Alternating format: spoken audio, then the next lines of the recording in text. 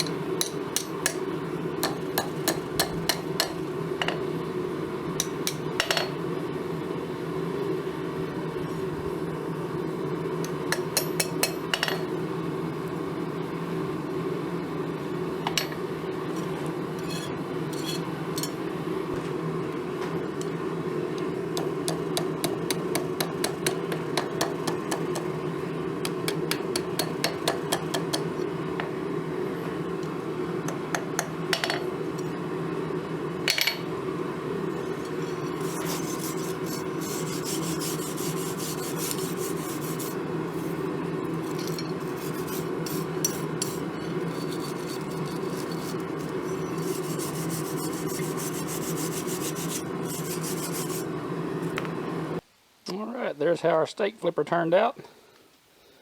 Ought to work out pretty good. This is just a really simple, basic blacksmithing for beginners project. Good use for a railroad spike.